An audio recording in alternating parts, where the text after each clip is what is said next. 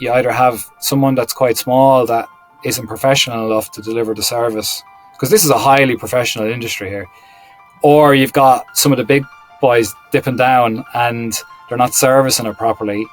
So I suppose I see that as an opportunity. Hello everybody, Gavin Coyle, I'm the Gaffer, back again, and the great guests just keep on coming because I've a fellow Irishman waiting in the lobby to speak to us. His name is Tom O'Toole and he's MD of Bloom Construction Group, and guess what? He's a co-founder of ATB Coffee, which we'll have a slight discussion about, and CEO of Vect AI, which is again another curveball. But I've been really looking forward to having this guy on for a long time now, not just because he's a fellow Irishman, but I want you to think about the hard graft of growing up, and I think it's stood the test of time for most of us that had a sort of like tough, early career to get to where you are today. And if you're listening to this and you're kind of like stuck in the weeds, or you're a tradesman and you're thinking you'll never get to that stage where you'll have your own business, this guy is an inspiration in that area, and I'm really looking forward to unveiling his career and then getting some really good insights as regards how he can give us some of his learnings from the past and the present, and how you can take that back into your own business. Tom O'Toole, welcome to I'm the Gaffer. Thanks, Gavin. Great to be here. Really appreciate you having me on. No, we're really looking forward to it. I just don't know where to start, I suppose. That's we should start at the start then. That's probably the best place to start. As we say, you were born and now you're here. So what happened in the middle? That's kind of usually where we go from. But you kick things off in Ireland. From your perspective, I know we want to get into the construction side of things, but just give us an overview of that tough early period of trying to establish yourself in the construction industry, I suppose. Yeah, well, I suppose really my story does start at the start in terms of construction. I'm a farmer's son, one of 7 siblings. Grew up on a farm in the Midlands of Ireland. When I'm trying to be whimsical, I said in the heart of Ireland. And yeah, like the whole farming upbringing definitely teaches you the value of hard work and, getting on as opposed to getting by. And really the segue into construction was really early in sort of my life. From a very young age, I saw my uncle build our home house. That was when I was about 8. And I've been fascinated with construction ever since then. I knew when that was happening and I was seeing it, even though I was, only 8 years old, I knew that that's where I wanted to be. Contemplated being a farmer for a little while, but once I saw that, I was definitely going to be in construction. And like farming by its very nature being so practical and you're out there, you're problem solving every day. We did our own construction work a lot of the time around the farm when we were doing upgrades. And that's still true to this day with my brother who's running it. Like you do what you can yourself, because we like to keep costs to a minimum. And when I was growing up, money was at a premium. So, me and my brothers and my sister, we all mucked in and got things done. So whether that was pouring concrete or building walls, I was laying blocks when I was around a certain part of the farm when I was 11 and 12. So really like, I plastered my first wall when I was 13. I'll never forget that. The plaster's still on the wall actually. So yeah, I kind of knew then that construction was my thing. We were building sheds, etc., starting off, and then I ended up getting a job with a local plasterer when I was about 14, 15. Stayed with him for a few years. Really learnt that he ran such an efficient, tight ship. We go in and out of houses in no time. And in Ireland, it's very kind of, back then as well, I don't know if it still is the case, but it's very traditional construction. You had your block-built houses, you laid on your sand and cement on the inside walls, you laid on your sand and cement, you let that dry, you skimmed it, and you nap finished the outside, or you pebble thatched or whatever.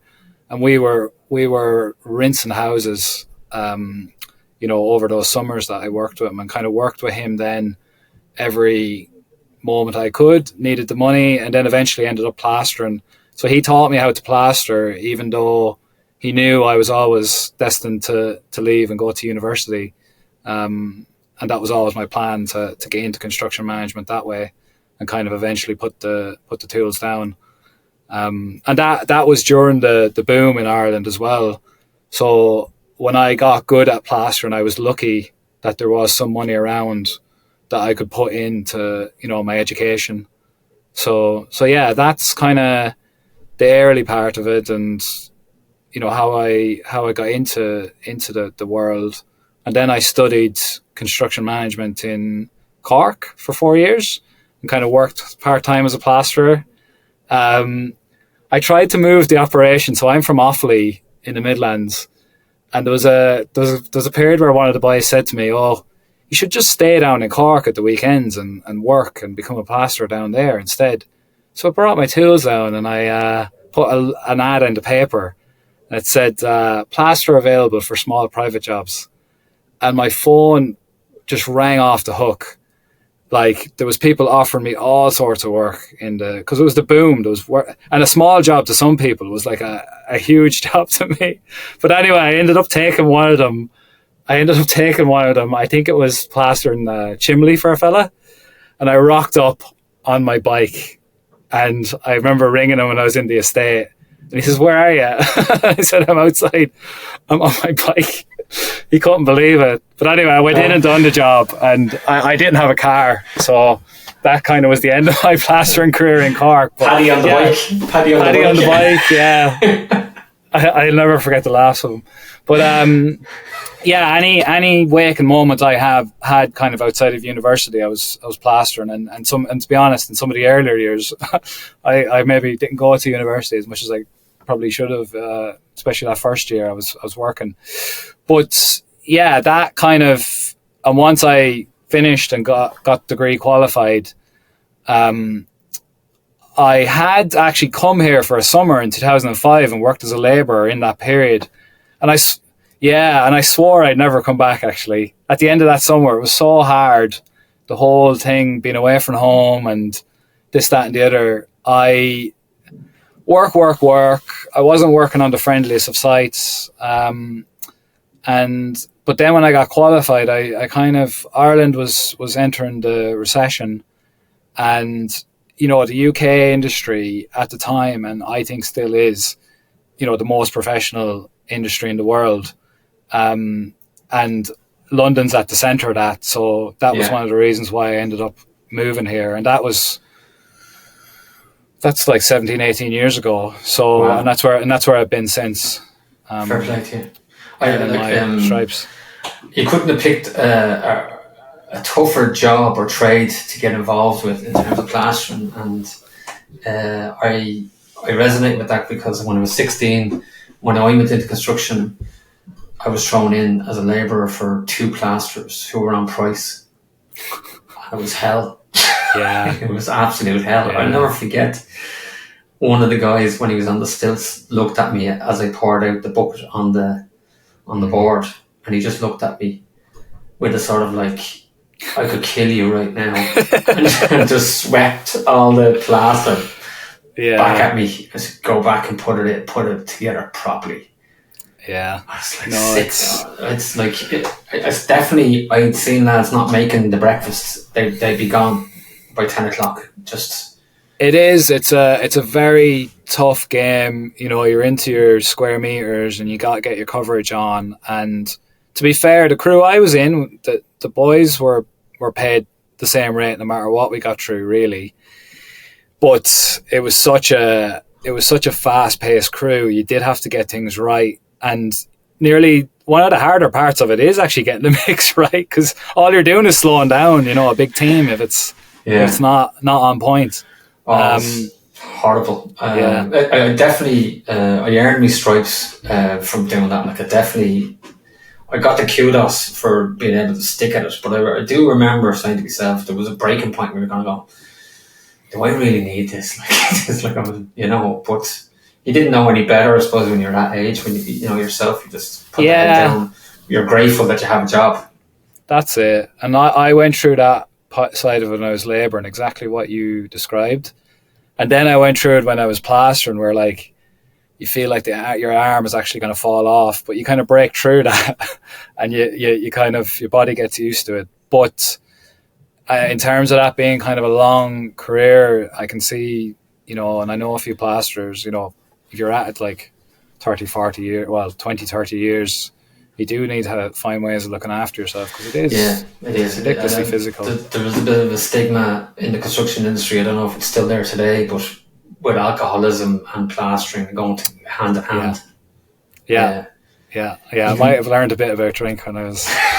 No, but you can see the sort of, you can see the mindset of like having gone through all of that for a day, and then just to maybe have a drink to calm down in the evenings or something like that, and then there comes another drink and whatever else. That's it. Yeah, no, there was a bit of it around, in fairness, and it is the darker side of the industry that maybe is not talked about enough. Yeah, maybe it's another podcast for me and you. Help the plasterers out. Give something back.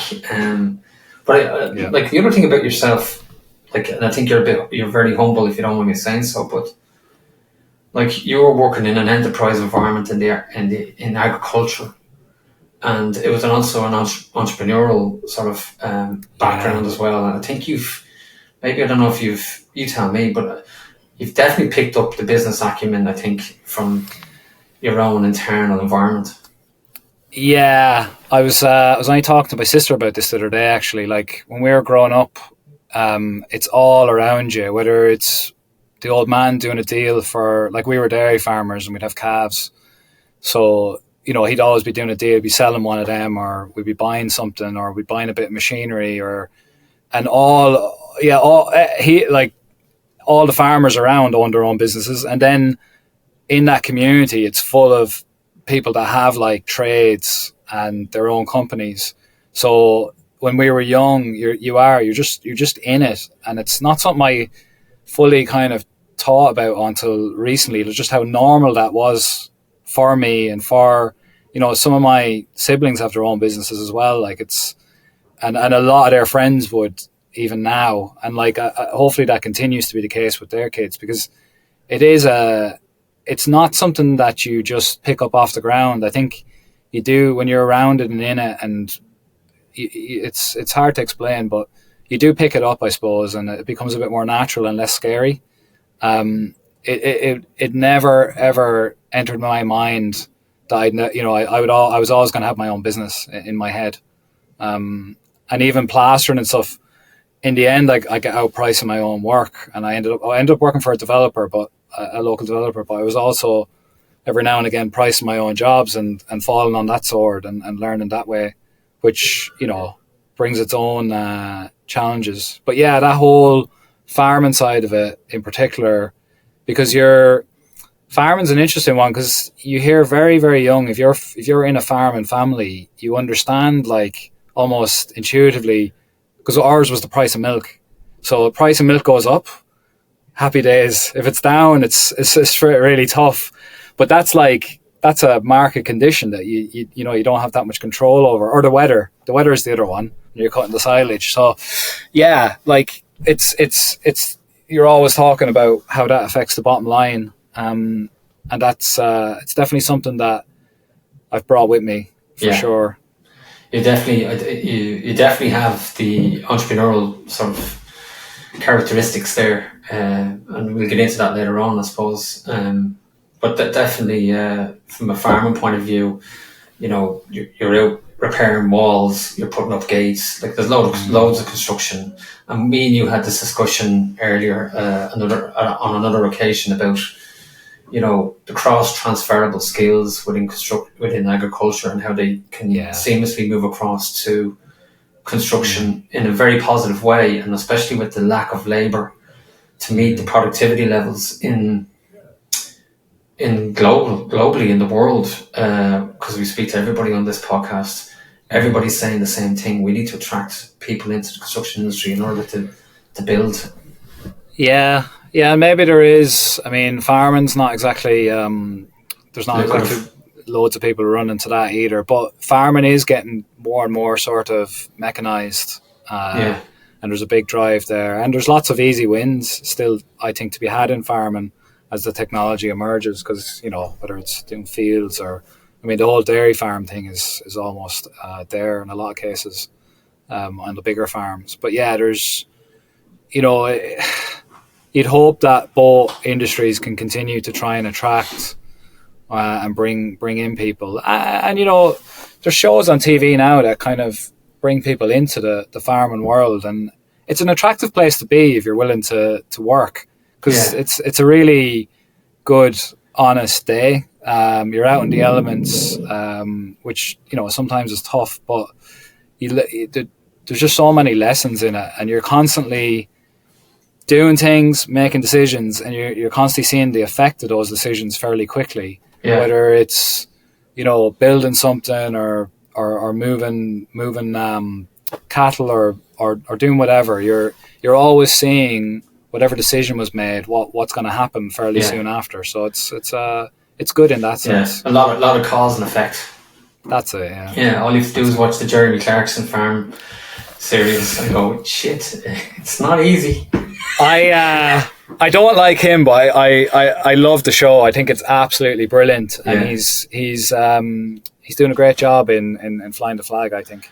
Yeah, but there's also like the younger generation that I see coming through in agriculture are so far ahead of the older generation in terms of, and they have a lot of energy.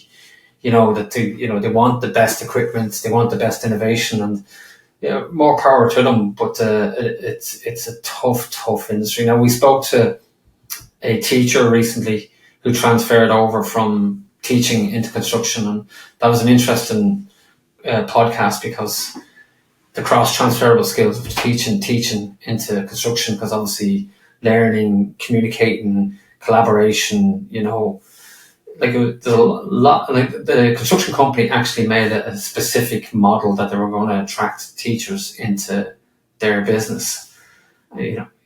So I think we definitely need, as a construction industry, to be creative and innovative in terms of attracting more people into the industry, and agriculture would definitely be one of those industries that should be targeted to see, can we pull some of those, new Tom O'Toole's into construction. So I don't know how many we can put up with. you were with Mullally, then you went to Knight Harwood, and then you went to the Thornton Partnership. Yeah. So talk to me about the Thornton Partnership, because that's a 9-year gig. So I don't want to skip over Mullally. I'm sure that's kind of give a bit more insights. Well, I'll just briefly talk about them, but just because I kind of grew up in London with them in the recession, and was really lucky to have to work, and grew up in a really tough period where, again, it kind of stood me in good ground, because every pound and penny then was absolutely vital. So that was great, and I was site managing and ended up running projects for them on the ground, and kind of very much grew up in the industry and understood what construction management was. I found it really hard initially to transition off the tools and tell people kind of what I needed them to do rather than do it myself. And I found that very difficult. But once I got it and it clicked, it was all fine. And yeah, I went to Knight Harwood for a spell, sort of higher end of the industry, kind of high end finishes. And then, I had a friend in the Thornton Partnership at the time, and he was like, you should come over here. They're a smaller business. You'll be able to see how the business side of it works. Because before that, I was learning about, the operation side and getting things done on site, but I didn't have any idea about the business of construction, which is it's a different thing. How businesses operate and win work, and all that kind of pre-contract side of it, and even post-contract, I'd never really dealt with that. Yeah, you were more practical. Rather than strategic. Well, but I was always interested in the strategic side of things, and I'm I'd always classed myself as a strategic thinker, and I needed to put that into kind of action. And I suppose with the Thornton partnership, they were kind of a small business in the industry. We're coming in. I had an opportunity to affect how things were done and kind of run things in somewhat my own way in certain situations, and kind of did that. Still stayed involved in the operations side, but because it was a small business, I was able to learn the business side as well, and kind of carved out my own niche within the business, kind of ran my own things, and in fairness to the owner, kind of let me get on with it, which is a lesson I'm really grateful for as well. Kind of, if you have somebody that knows what they're doing, just don't tinker, and just leave them get on with it.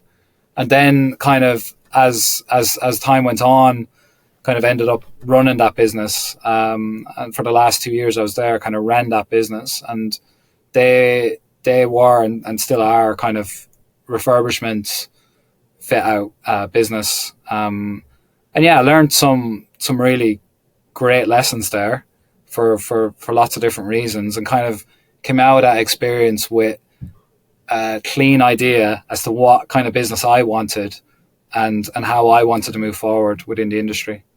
And like, so the Thornton partnership were a fit out company, just for people that, yeah. So give us some insights in terms of systems and processes, like within there. Did you implement any sort of systems and processes that made an impact, or what was the challenge that you brought and succeeded in, do you think, when you were there, that you could look back now and go, do you know what, I done all right there? Like, yeah, I think, I suppose when I got there wasn't a consistent way of doing things across the business, right?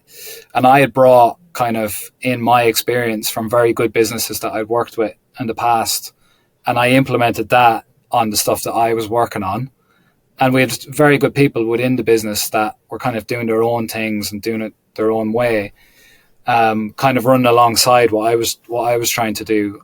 And I think what happened in the end was the business grew, and you had like newer people coming in, and it was confusing in some parts of the business if you were working under X, Y, or Z. So in the end, I think what I tried to do was unite a singular way of doing things, tried to push and change the culture, which I think we more or less succeeded in doing as a family-run business, which, it's hard to change the culture in any business, but I think we succeeded in that at the end, and kind of left when I was on the way out the door. It's always been a good business, and they always, before I got there, and they'll continue to be a good business. But I suppose I would say the thing I left with, hopefully, that they see as a legacy, is that I helped bring it together and kind of unite a certain way of doing things and move forward that way. Yeah, it's good, because it's when you did mention that they gave you the scope, I suppose, to go out and be your own person. That's good, but what I've seen in the past is then people start operating in silos. Yeah, it was a bit like that. There was a bit. It was, but we managed to bring it together, I think. Well done. So who poached you to get out of there? Well, long story short, there was supposed to be. I was planning on staying around, and there was supposed to be a management buyout, and for lots of different reasons, we couldn't make that happen. So in the end, there was nowhere really for me to go but get out and set my own business up. And I did that with who's now my business partner, John Rowe. So he was the commercial manager there, and the two of us left, and kind of we saw it as a really exciting opportunity to start with a clean slate. No cultural issues to fix per se. Blank page. And I think we were just, when we did that 18 months ago, we were at the dawn of, all the AI kind of ChatGPT that was coming through, all these kinds of things. And we were also really like finally in a place in the industry where a lot of the tech products we're in a good place to actually propel businesses forward.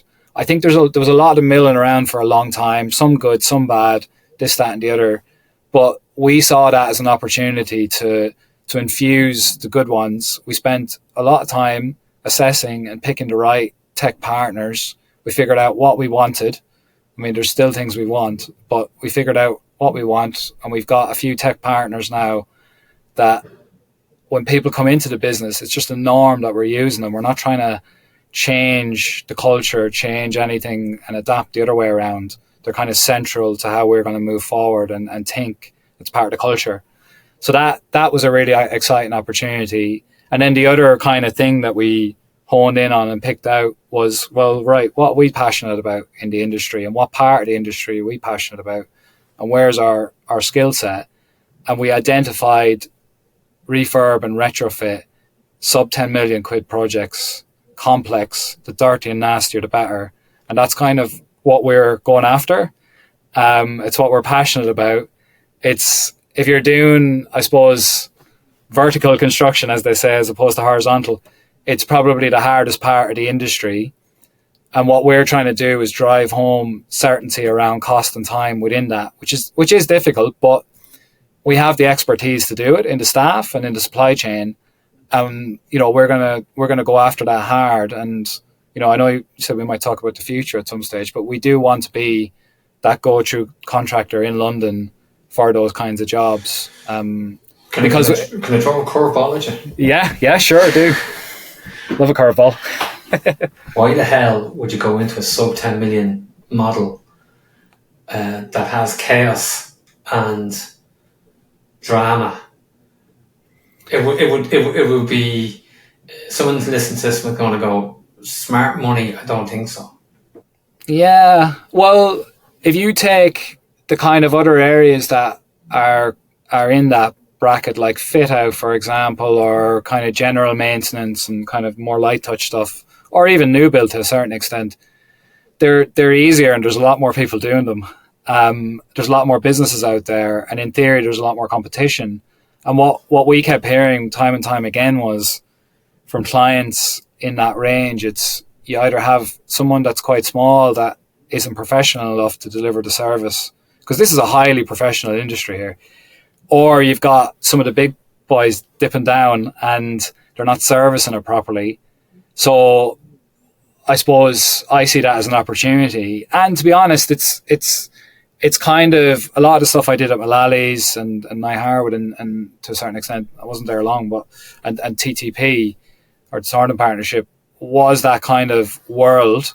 So and a lot of my contacts and John's contacts and contacts in the business now as the team has grown are sort of in that world, and that's where our expertise lies. And it's far more interesting than I think putting up a block of a new build flats or no, I get that totally, and I get now that you've explained it.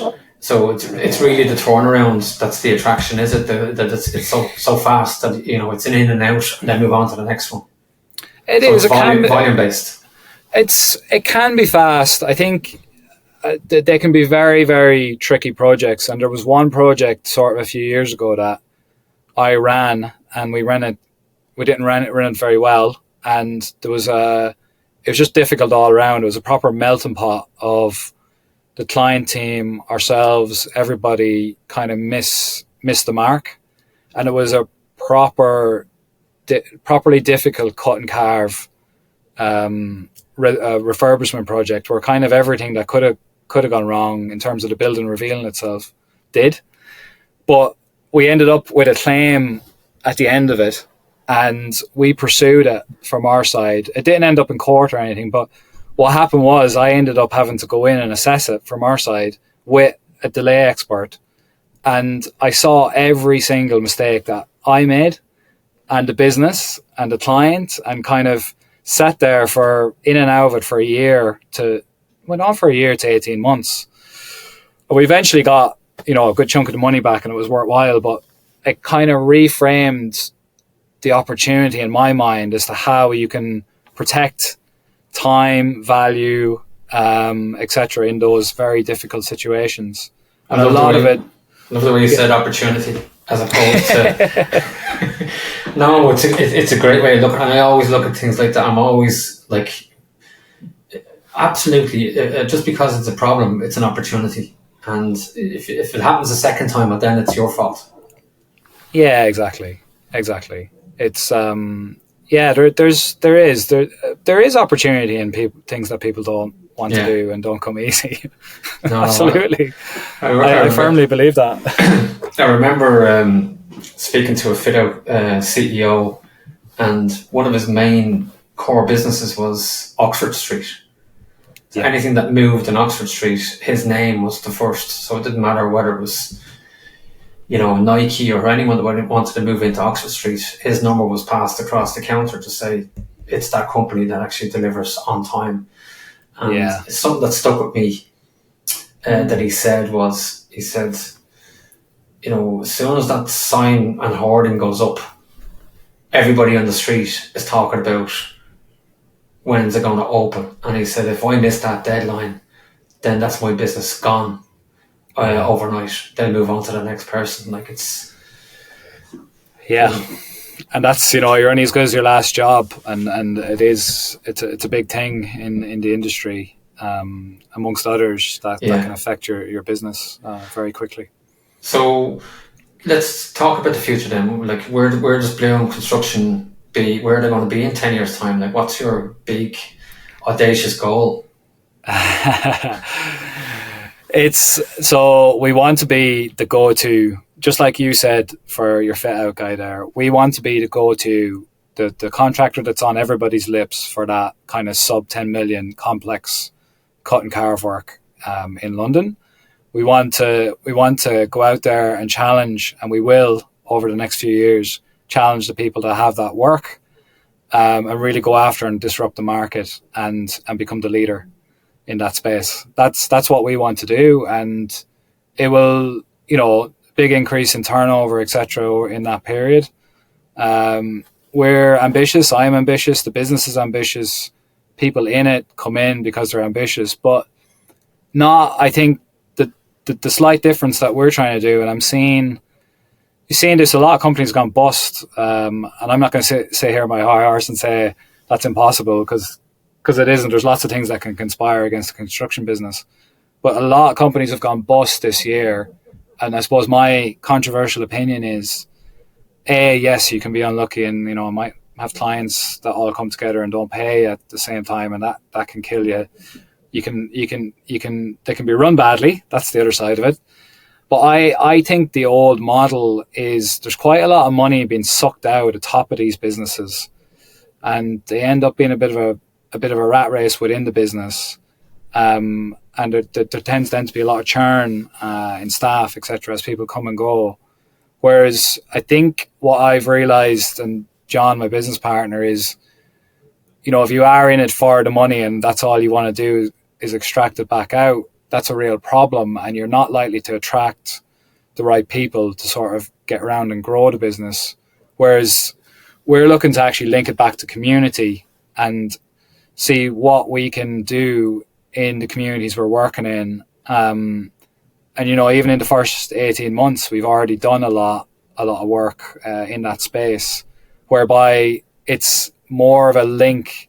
If you're coming to work for Bloom, yes, you're getting paid, and you're getting paid well for what you do, but also it's answering some of the other why questions, purpose questions that you might have in your life, as to why should I get up out of bed to do that project? Well, if you don't, hopefully you like the project, but it's what's behind that, I think, that's really important, that keeps people around and keeps people interested.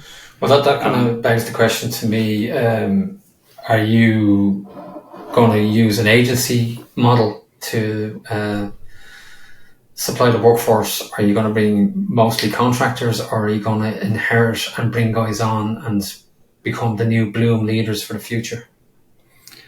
So we're management business. So we employ subcontractors. So 9 times out of 10, we're either hiring a manager or a quantity surveyor to look after our interests, whether that be money, risk, safety, etc.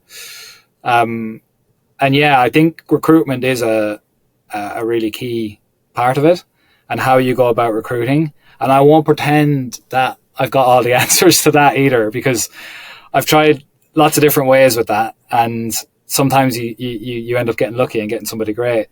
But yeah, we have a model that we've set for recruitment as well, and how we're bringing people into the business, and what kind of, not just skill set, but also values they have to fulfill that business plan. And we're very open in-house about the business plan. We just presented the 2.0 version there last week to the staff. They know exactly what we're thinking. We're being very open about our turnover goals for each year, our values, where we're going, and kind of what's behind it all, rather than like just keeping it to ourselves and saying, feeding people as they, you got to share the information. You have to share the information. Yeah. And do you have a board of directors or independent non-exec directors or mentors or? We, at the minute, the board of directors is me and John. We're still quite small, but we do have it's almost like a non-exec coach, mentor that's been helping us for the last sort of few months in particular with the updated business plan and kind of holding us to account. And it's really great that, like, thinking you know how to do it all yourself. No. And even if you do, being held to account is very, very powerful. Very powerful. Very powerful. And like, I don't care who you are, you have to have a soundboard. You have to have somebody that's independent that can say, Jesus, Tom, why are you doing that? And then you have to explain why you're doing it, because it's the right thing to do, but that person's kind of going, that just doesn't add up. And then you have to kind of, hold on a minute, I actually have to back myself here, because this guy's put me on the spot. And that's what I found with them. It's like, even though I knew what I was doing and it was the right thing to do, they were kind of like throwing a curve ball at me, and I had to back up my business case. Yeah, and taking a step back before that, I'd encourage anybody, if you are thinking about setting up a business, is try and do it with somebody that you trust and provide some kind of complementary skill set to you. And I was lucky enough to find that in John. But then, we were there, maybe for the bones of a year, and that was great. And at least I wasn't an echo chamber. I've said this before, you think you have a great idea, and then you run it past your business partner and you think you're a bit of an idiot sometimes. But, that kind of test is needed. And then the next step for us was to have that mentor, because in the end, we didn't want to become an echo chamber ourselves. So yeah, I definitely would highly recommend that. It can be maybe for a smaller business initially, it can be like, because there is some kind of financial, implication to hiring somebody to do that, but the value that it will drive is 100%. is significant. Especially if you're in a partnership, as I was in a past life, that you're not always going to agree, and it can get feisty, and it can go sour fairly quick. A lot of partnerships, there's people on the fence that say it's great, and there's people on the fence that say no, I had a bad experience. And I suppose having that intermediary person to step inside and go, you need to see where this guy is coming from and whatever else. Like, it's sustainable. It's a sustainable model that you've basically built in at the very early stage. Yeah. A lot of the way we've set up the business is so it has agency to grow.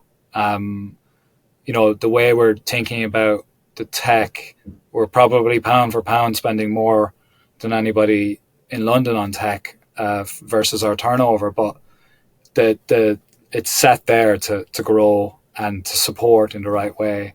And that kind of, we're seeing it already. We've bounced from last year to January was our first barely a year. It's not even a year, maybe 7 or 8 months.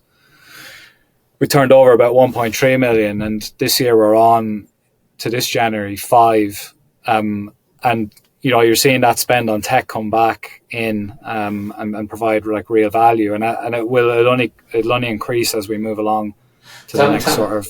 So tell me, they're impressive figures, like for someone that's in a very early stage. How do you calculate risk? We very, very carefully. I think John is a bit of a commercial guru. I think we very, very carefully track ahead. So anything we've got coming up workload wise, we're always offsetting that against, whatever our overheads are. There's a very clean model there that we do that against. And we obviously, the issue is for us as a small business, I'm not going to sit here and say I've signed up to a framework and it's 5 million a year for the next 5 years. That's not really how it works. It's more, it comes in cycles and projects come, and some of them are very small and some of them are, our biggest project's about 4 million quid across the 2 financial years. Mostly this year, but yeah, it's very careful measurements. A lot of we both had helped run the previous business, so we'd taken a lot of those lessons across with us. So it's managing that financial risk is absolutely king. And one of the hardest things is making sure that the work is coming in the door. That's I found, because our delivery team have just wiped the floor with everything that's come through.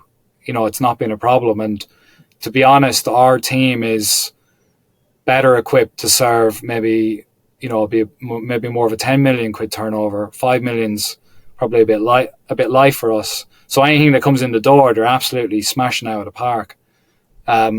So it's more the making sure the work's coming in is the really critical bit. And that's been tough this year, to be honest. So that has been tough. Has it? Yeah. Yeah, I think because interest rates are still high, inflation was super high there for a while, and we need people spending money, and if you've got clients holding off, and that's probably what's contributed to some of these contractors going bust this year as well. The gravy train hasn't been there the last 12, really since we started the business. And yeah, we're in now nipping at their heels because we've got a more efficient model. And the clients is a lot more mature these days as well. Their finger is on the pulse. Like it used to be, exactly. The architect was in the way of getting to the clients. Now the client is dealing directly with the contractor. They are. And clients, they do the really good ones. They do their financial modelling. They know what they want to spend on a project, and it's really like if it's £1 million or 5 million quid. And the budget, it's priced at, if it's supposed to be 5 and it comes in at 6, they're value engineering down before they start on site. They're not messing around and just throwing money at it. They've got everybody in those organizations has got boards to report to and investors and all sorts. And it's really up to us to understand that and help them get there with some innovation, really, and providing some value. So tell me how much emphasis you put on the brand as opposed to the delivery. I think the brand side of it, when we were setting up 18 months ago, we didn't spend much money on it because really, like, the people that were going to give us work knew us and trusted us as people. But that only gets you so far and doesn't get you to these bigger turnover numbers. I think we've spent more money on the brand as we've gone along because we've had to really carve out the part of the industry that we could sell and bring in work in. And like actually the problem, I was part of the problem to begin with because I come from an environment where I think I can actually build anything, but that's absolutely useless to somebody that's in marketing because they're saying, you need to tell people what you're good at and just tell them one thing. They won't remember 10 and they won't believe a small business can do 10 different things. So get out of that mindset. So I've really it's like if you're selling any products, we had to really drill down on, right, what do we want to do? What part of the market do we want to service? Where is the demand, etc.? Where are we, what are we passionate about?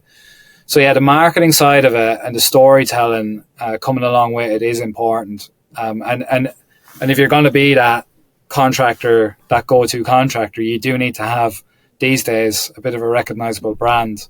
That's part of kind of who you are. Yeah, we recently rebranded actually. So I'm interested. Why did you use Bloom? Um, we were kicking names around when we were setting up the business, and it's one of the hardest things to do is come up with a good name. And also, like, not that we love our name, but you might think of something that's taken. Like, there's nothing new under the sun these days. But John, I love climbing. That's a bit of a hobby and a passion of mine outside work. And he's like, is there any mountain ranges? Because we were thinking of like companies like Patagonia then, and there's that obviously already taken. And I just said, I grew up in front of the Sleeve Blooms in Ireland, so the view out of our kitchen window is to the Sleeve Blooms, and it's kind of the main. Well, we call it a mountain range, but by Ireland standards, or by world standards, they're big. They're modest sized hills. But yeah, and then John on his mother's side of the family, the Bloom name is there, so it's. So, we said that to keep all of our mammies happy. No, I knew there was a backstory. You have to have a backstory. You can't just plug a name out of nowhere and just think that it's going to be... Yeah, and it represents lots of things, and it's an easy word to say, and, there's lots of other reasons why we liked it as well. And, yeah, it's just a nice word as much as anything. It does represent things like growth and expansion and all sorts. But, yeah. But so just give the listeners gives a couple of minutes then on why the hell you're in coffee and AI. Well, we know why you're in AI, but the coffee thing as well. So, what is the story there with the? Are you the founder of both those? Or are you just a director or an investor, or what way is it? Kind of all everything you've mentioned. The coffee thing is a really, really beautiful, happy accident. We were looking at, as part of our sort of culture value on community, we were looking at a charity project within the construction company last year, and we do a lot of work with the Soup Kitchen, who are just across from us here in Fitzrovia. And I've known, it's great. I've known Alex for years, and he's a great guy, and they feed, up to 200 people every day there. It's an amazing initiative. It's been running since 1986. As long as I'm born in 85, so it gives you a bit of an idea of how long that's been running. But yeah, so we were looking at, they started this idea of this initiative called Home Kitchen, where they're upskilling people off the street to work in a really high functioning restaurant under the chef Adam Simmons, who's like a 2-star Michelin chef in the past. So they were looking for a site, and we were helping them kind of assess the site, etc. And we met kind of people in the hospitality world, and a guy called Andrew Fishwick was involved, and he's a trustee and on the board of directors for Home Kitchen, which is now open, by the way, in Primrose Hill.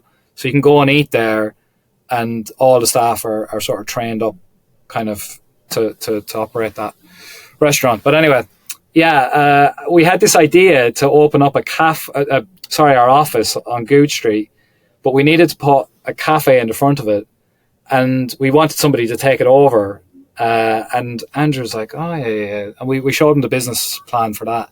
It's like, yeah, that might work, but you have to meet my friend Henry, who is Henry of Gentleman Barista. He set up that coffee brand, and basically we embarked on thereafter. The space fell through, but we decided to set up a business to business kind of coffee wholesale brands called All Things Bloom, atb.coffee.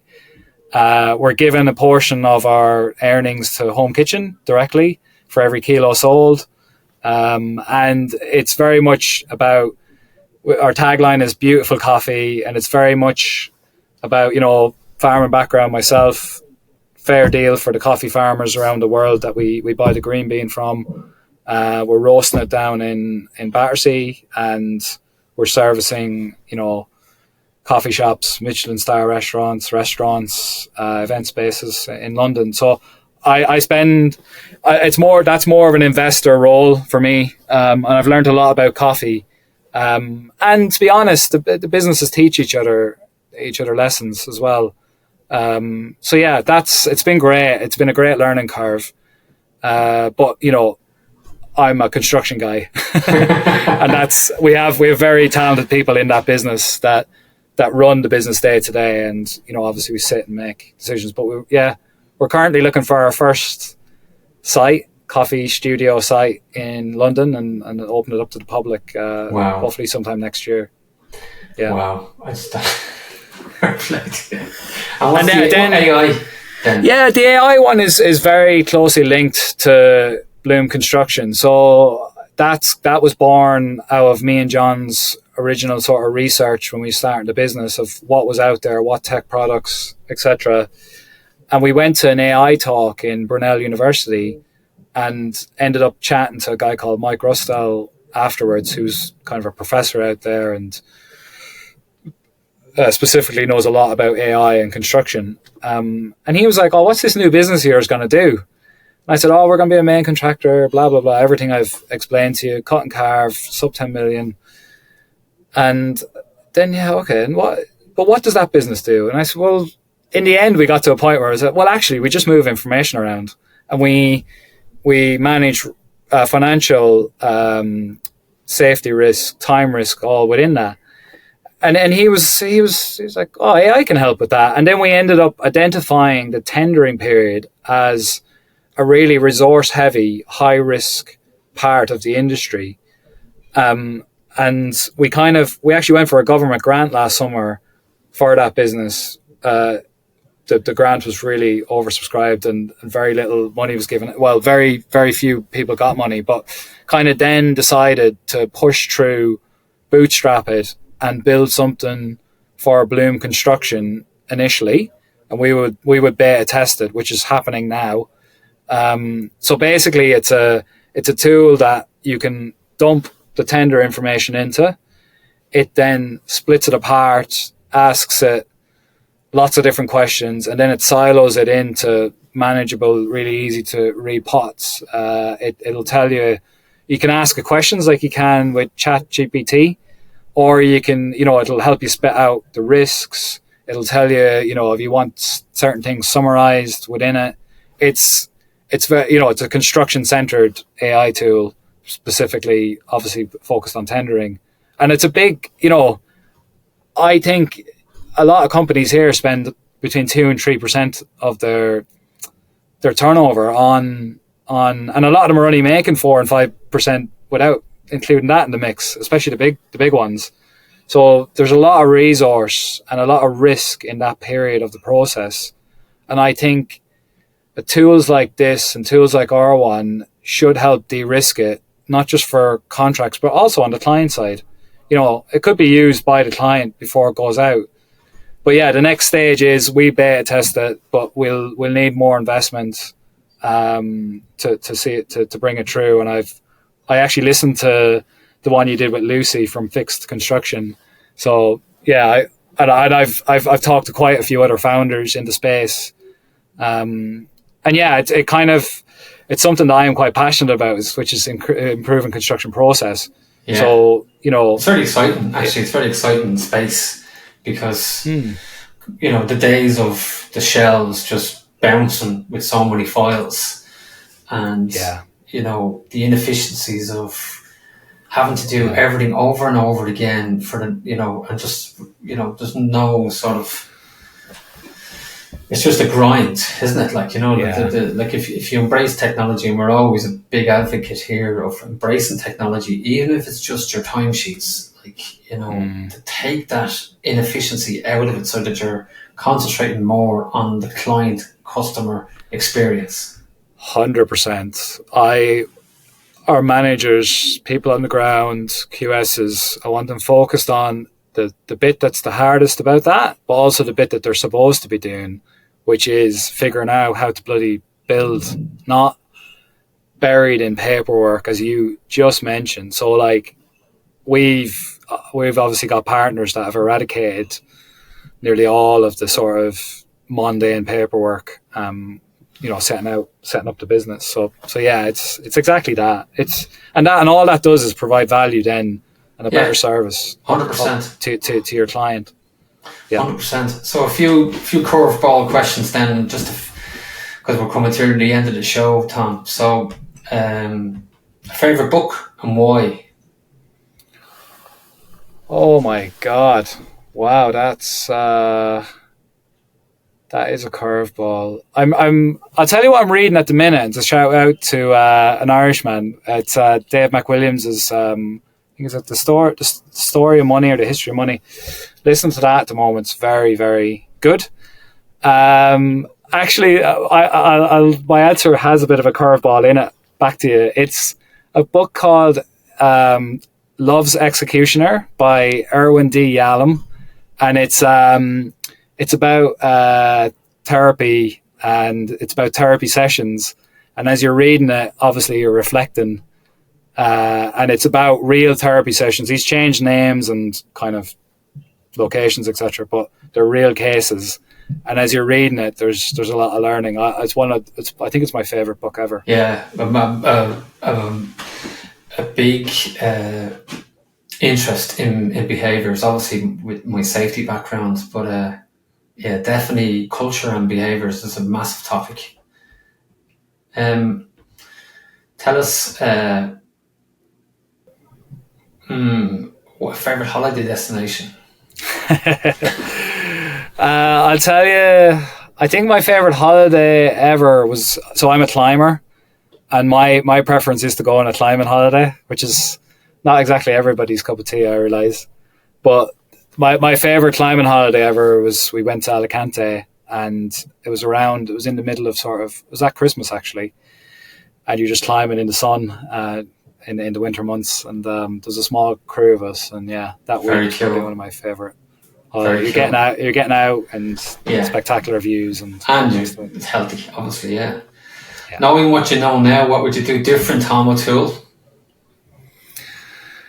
I would have tried early on in my management career not to do so much myself and ask for more help. I think I was a bit of a lone ranger. I converted over to kind of running sites very quickly. So when I was 23, I was running a complex flat, kind of 23 flats cut and carve in Pimlico. And it was great, and I loved it and all the rest of it, but I wasn't really very good at asking for help, and I think I took a lot of stress on board, and I didn't, my management style was different back then. I think I would have showed far less empathy to people, and I kind of maybe wasn't listening as much. I was more of the get it done kind of guy, and I think it served me well in some ways, because I was decisive and I made decisions, and people liked that about me during that phase. But it didn't have any long term future. I couldn't be that same person running a business. I don't think anybody would follow me into the trenches. So I think that's kind of the big, and that kind of, I think, held me back for a while. And asking for help a bit earlier was a big thing. Well, it reminds me of a very astute, experienced business guy that I met when I was going into business, and I asked him, a bit of advice, like in summary, what would you advise me? And he says, use the 3 Ds, Gavin. And I said, what's the 3 Ds? He said, decide, delegate, and disappear. On that note, Tom, how does people get in touch with you? Talk to me about Bloom Construction. There's loads of people, I'm sure, that just want to maybe shoot the breeze with you, and just, you're a very interesting character. You've got a great energy about you, and, kudos to you for, bringing in the innovations and the creations at the very early beginnings of what you're trying to achieve. And I'm sure there's people that probably just want to bend your ear a bit more. So, talk to us about how to get in touch with you.